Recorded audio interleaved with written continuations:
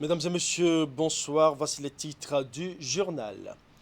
Lancement officiel de la campagne agricole 2020-2021. La cérémonie placée sous la tutelle du ministre Gaston Dossoui s'est déroulée cette année à la ferme Adjovi dans la commune de Ouida.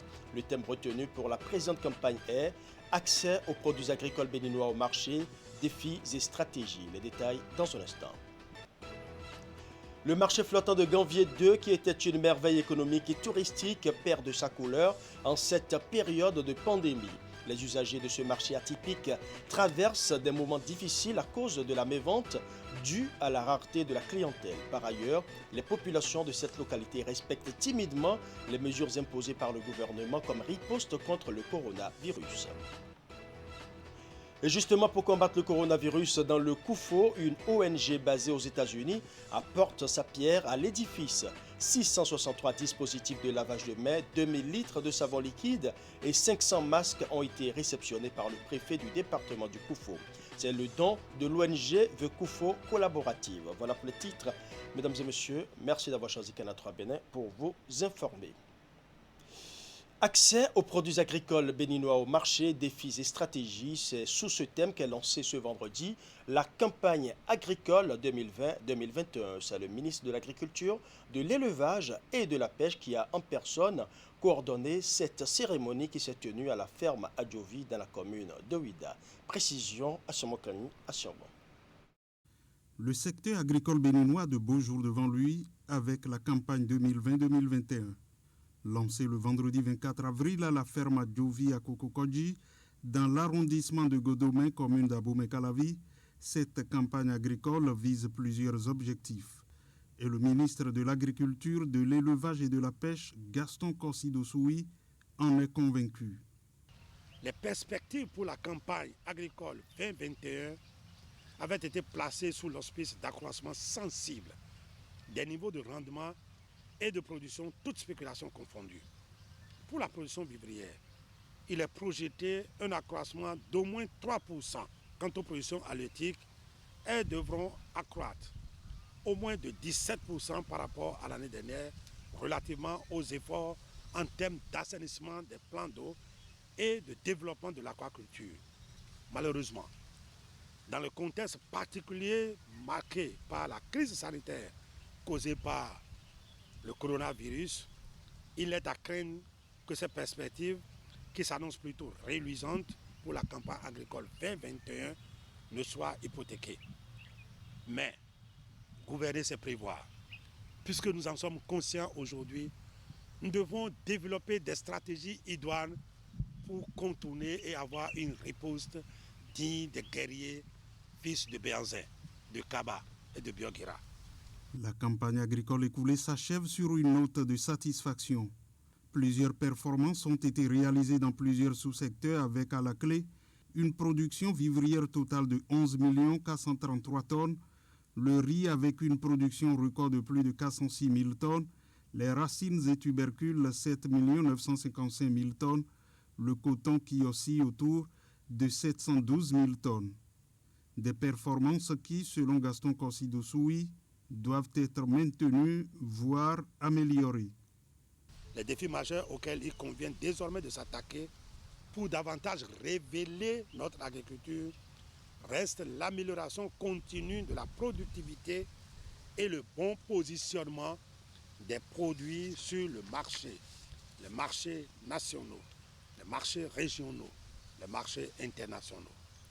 Il nous faudra donc travailler davantage pour la compétitivité de nos produits agricoles, aussi bien dans les exploitations de type familial que dans les entreprises agroalimentaires. Au niveau du sous-secteur de l'élevage, on note une nette progression avec la production de viande estimée à 76 200 tonnes contre 114 000. Pour ce qui concerne le lait, le Bénin est à 125 000 tonnes contre 122 000 l'année précédente. La production de poissons est passée à 88 500 tonnes, soit un progrès de près de 25%. Nous allons à présent prendre la barque pour aller visiter un marché atypique plus qu'il est flottant. Je veux parler du marché de Ganvié qui traverse actuellement des moments difficiles. En cette période de pandémie mondiale, les usagers du marché flottant de Ganvié 2 sont en effet confrontés à la mévente. Ils ne savent plus comment s'y prendre. Les clients se font rares et pour ce qui est du respect des mesures de prévention contre la Covid-19, on note une certaine réticence, comme vous allez le constater dans ce reportage de Teddy Goudalo, présenté par Narcisse Alossé. Ella est devant sa barque à marchandises et attend un hypothétique client que le contexte de crise a rendu rare par ici. De quoi défaire sa mine de vendeuse très optimiste. Sur son visage, l'inquiétude se lit.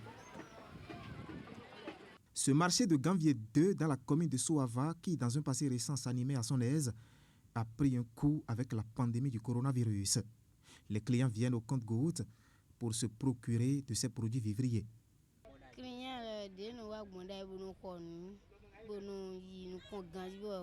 Les clients se font rares. La vente a considérablement chuté à cause du coronavirus. Plus rien ne marche. C'est la mévente totale. Moi qui suis ici présentement, je n'ai pas encore fait un chiffre d'affaires de 2 000 francs. Or, avant, j'en trouvais juste à 20 000 francs par jour. Des difficultés que vivent ces vendeuses de Ganvié avec beaucoup de peine. Face au Covid-19, les usagers du marché semblent être moins informés en ce qui concerne les mesures de prévention. Si pour les uns, le port de masque est un impératif, d'autres s'en tiennent à l'inexistence du mal dans leur localité, ce qui justifie pour eux le non-respect de cette mesure de sécurité. Les gens disent que le masque est porteur de la maladie, ce qui nous inquiète. C'est pourquoi tout le monde ne le porte pas. Mais nous allons respecter les consignes du gouvernement. Nous ne sommes pas obligés de porter permanemment le masque. Ce mal n'existe pas dans notre localité. C'est pourquoi nous ne respectons pas cette mesure. Nous nous lavons régulièrement les mains avec de l'eau et du savon. Malgré ça, rien ne va. Le respect de la distance d'1 mètre constitue pour ces populations et donc pour les usagers des marchés un obstacle pour leur approvisionnement. Les conducteurs des barques sont appelés à prendre à leur bord au plus 3 personnes. Un manque à gagner pour commerçantes et piroguiers. Nous sommes actuellement à Ganvié. Nous n'avons pas la possibilité d'aller à Cotonou, par exemple. Les piroguiers nous disent qu'ils ne peuvent que prendre 3 personnes dans leur bac à cause des mesures prescrites par les autorités sanitaires.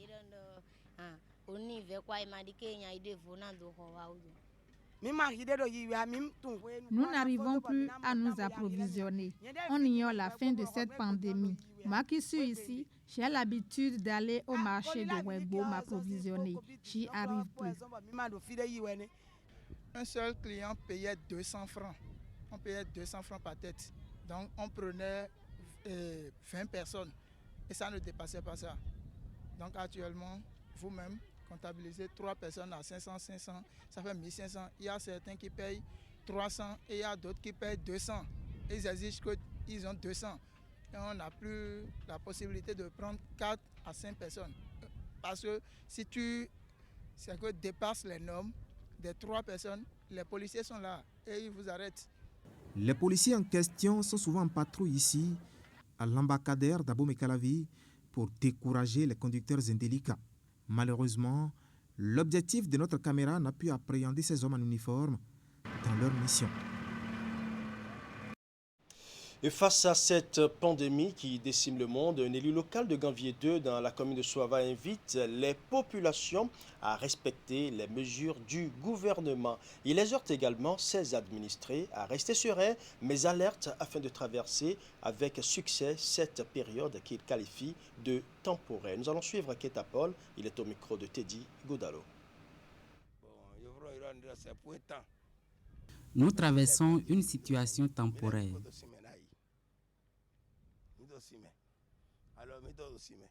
Nous nous lavons régulièrement les mains. Nous sommes sur l'eau. Nos mains et nos pieds sont à plein temps dans l'eau. On se protège avec les masques et on respecte aussi les mesures de la distanciation sociale.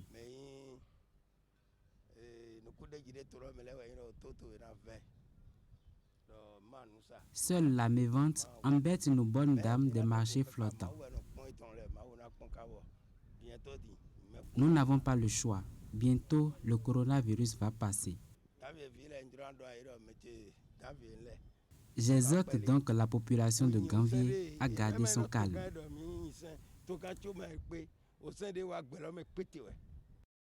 Et vous le savez déjà, le cordon sanitaire a été élargi à la commune de Soava pour circonscrire la propagation du coronavirus. Selon les autorités municipales, la situation est sous contrôle. Des dispositions sont également en perspective pour une bonne reprise des classes dès le 11 mai prochain. Ces propos, ce sont des propos de André Taudier. Il est le premier adjoint au maire de la ville. Nous allons le suivre. La commune de Soava, c'est une commune lacustre. Et vous savez que c'est une commune qui est ouverte sur d'autres communes, surtout les communes des Agégués, les communes de Porto-Novo, par où les gens peuvent transiter pour aller au Nigeria facilement. Donc la situation à Soava, d'abord nous sommes en train de travailler à ce que les populations puissent être informées des mesures prises par le gouvernement dans le cadre de prévenir cette maladie, c'est-à-dire le lavage systématique des mains, le port des masques, le respect des distances de 1 mètre. Alors chez nous, la population se déplace par les bateaux, par les pirogues. Les gens vont dire, mais qu'est-ce qui concerne Soava dans ce processus? C'est vrai. Et au niveau de nos embarcations, souvent on retrouve 20, 30, 40, voire 100 personnes dans les barques en partance de Cotonou, de Calavi ou de Soava. Alors, nous devons faire en sorte que les gens puissent respecter les mesures prises par le gouvernement. Actuellement, les populations sont en train de crier un peu, il faut le dire, parce que les barques qui faisaient des chargements, plus de 10 ou 20 personnes, aujourd'hui sont réduites à 3. Parce qu'au niveau des mesures prises par le gouvernement, les embarcations ne doivent pas prendre plus de 3 personnes. Et ça cause énormément de problèmes par rapport aux usagers et aux conducteurs de barques. Nous sommes en train de les sensibiliser parce que c'est une situation qui ne va pas perdurer. Nous sommes tous en train de prier à ce que ce mal-là, ce virus puisse nous coller la paix pour que les gens puissent retrouver leur vie normale. En plus de ça, il y a nos écoles.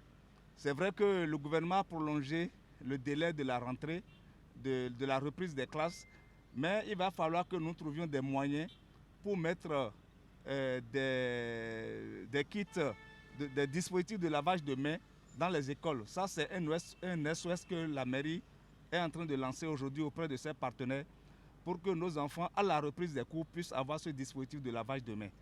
Voilà ce que la situation actuelle à Soava. Nous maîtrisons les gens crient, mais on essaie de les sensibiliser. Je l'annonce en titre, 663 dispositifs de lavage de mains, 2000 litres de savon liquide et 500 masques ont été réceptionnés ce mercredi par le préfet du département du Koufo. Il s'agit d'un don fruit du partenariat qui existe entre la préfecture et l'ONG The Koufo Collaborative, une ONG basée aux États-Unis. Reportage. Voici un exemple parfait de coopération décentralisée. Elle lie depuis peu la préfecture d'Aplaroué et l'ONG The Koufo Collaborative. Un partenariat dont les fruits sont réceptionnés et exposés ici à la devanture de la préfecture par le préfet du département du Koufo. Il s'agit de 663 dispositifs de lavage de mains et de 2000 litres de savon liquide ainsi que de 500 masques offerts par l'ONG à la préfecture pour contrer la propagation du virus COVID-19. Je remercie sincèrement Monsieur le Préfet pour l'initiative et je remercie également l'ONG d'avoir pensé à la population du Koufo. Des dispositifs de lavage des mains, de savon et cache-nez, ça nous aidera beaucoup dans cette période de pandémie de Covid-19.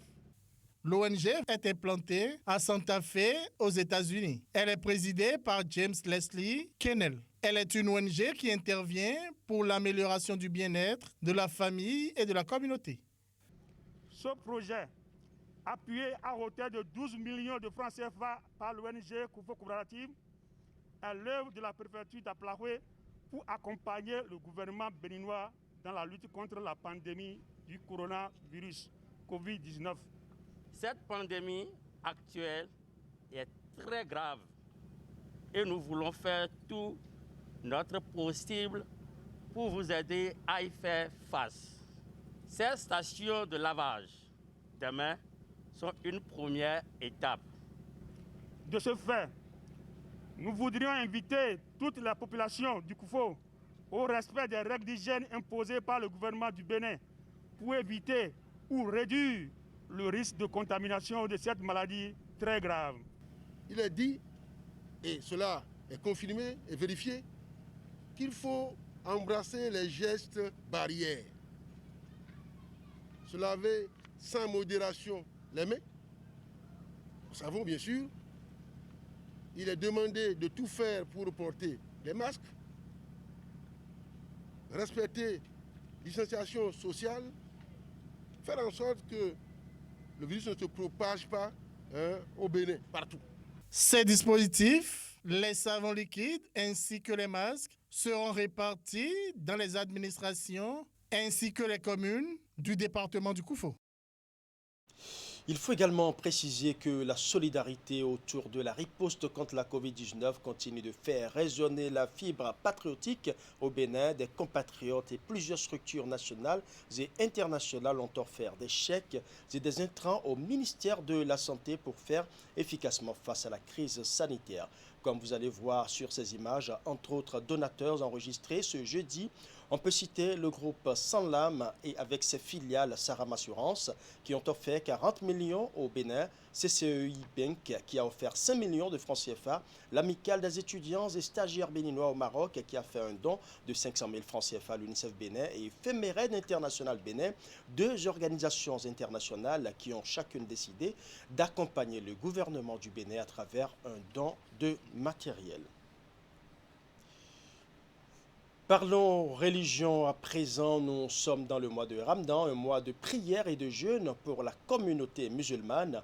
Mais dans le contexte actuel de crise sanitaire liée à la pandémie du coronavirus, la Fondation Malek Rassoul rappelle aux fidèles musulmans l'importance de ce mois béni et les attitudes à adopter pour jeûner en cette période particulière. C'est à travers une conférence de presse suivante.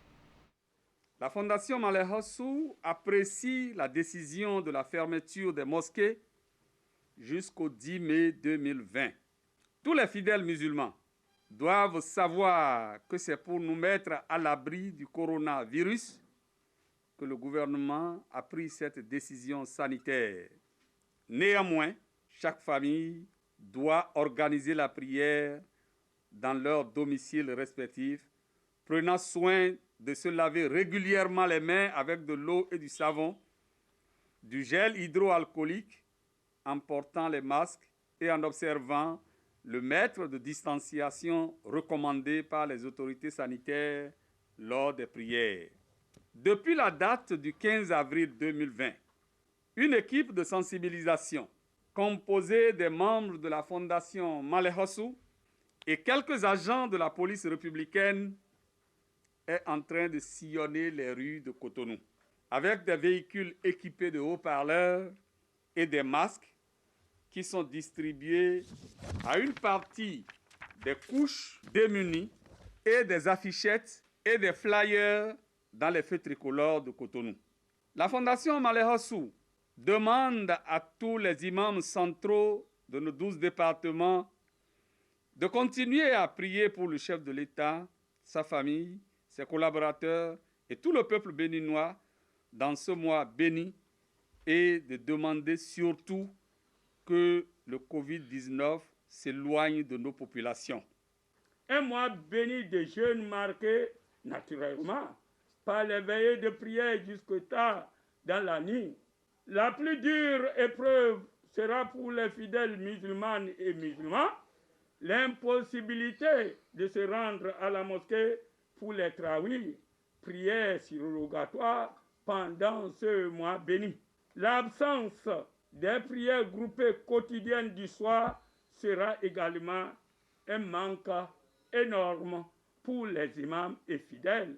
Le cœur des musulmans saigne car les fidèles musulmans découvriront une nouvelle manière de vivre leur foi en créant certainement des mosquées domestiques.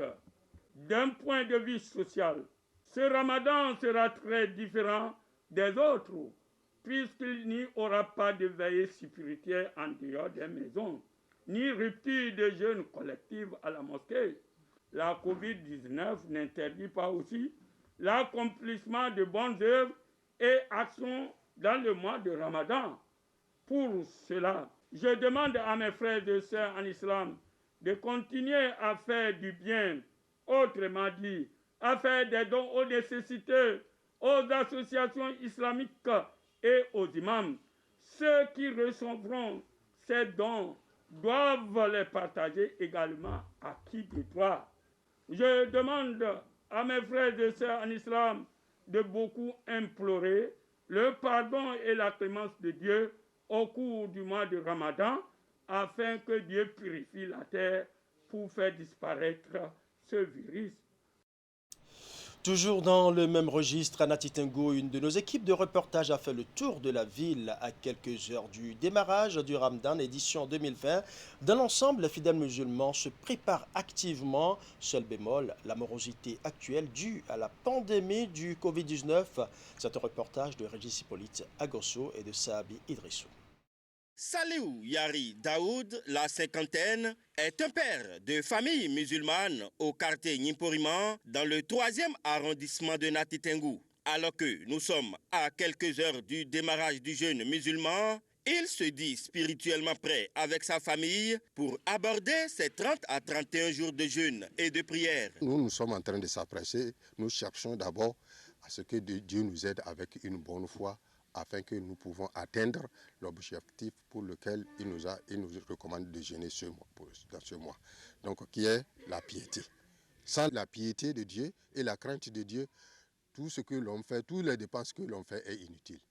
Donc, l'essentiel, c'est d'avoir acquis l'objectif pour lequel on nous a recommandé de jeûner. Un mois de jeûne de cette année qui tombe dans une crise sanitaire mondiale qui empêchera les musulmans jusqu'au 10 mai au moins de prier dans les mosquées. Une situation que les fidèles en islam accueillent avec foi. Malgré que les mosquées sont fermées, ce n'est pas la prière qu'ils ont refusée qu'on prie. Nous allons prier. Partout où nous sommes, toute la terre est comme une mosquée pour les musulmans. Donc on peut prier partout où nous nous trouvons. La fermeture des mosquées ne veut pas dire aux musulmans de ne pas prier. Il y a des moments même que s'il y a la pluie, le prophète dit aux muezzins d'aller faire l'appel et qu'il dit aux gens de prier chez eux.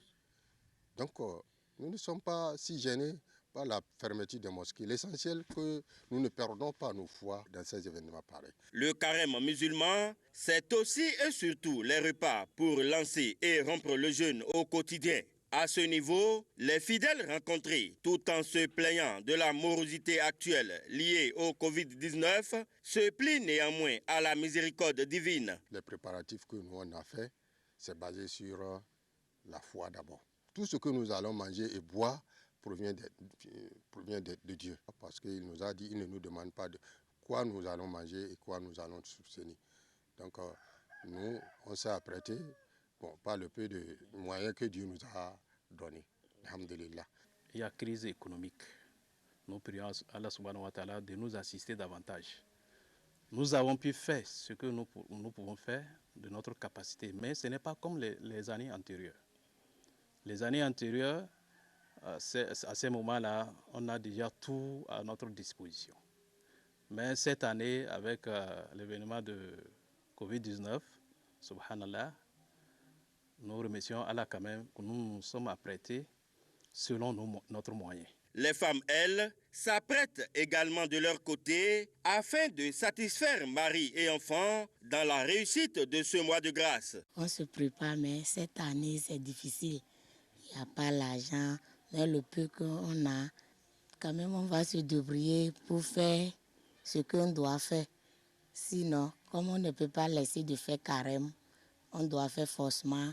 Là, on va se débrouiller. On peut régler le portable et se réveiller à 5 heures pour faire la cuisine. En ce qui concerne le réveil matinal, les fidèles musulmans de Nati Tengou exhortent les muezzins à toujours faire les appels aux heures convenues, vu que le gouvernement ne l'a pas interdit. Je profite de votre canal pour appeler les fidèles musulmans, les muezzins. Le gouvernement n'a pas dit de ne pas faire appel à la mosquée. Ils n'ont qu'à faire appel pour que à 5 h du matin, à 4 h du matin, là, on puisse se réveiller et s'apprêter pour pouvoir faire le carême. Dans quelques heures, en effet, les musulmans vont entamer ce mois béni de l'islam. Et même si les mosquées devront encore rester fermées quelques jours, cela n'enlèvera rien à l'importance que revêt ce pilier de l'islam. Les mosquées sont fermées, mais la prière est permanente. Bon début de mois de Ramadan à tous les musulmans du Bénin et du monde entier. Que Allah le très miséricordieux accepte le sacrifice de tous ses fidèles. Ce sera tout pour ce journal. Bonne soirée chez vous.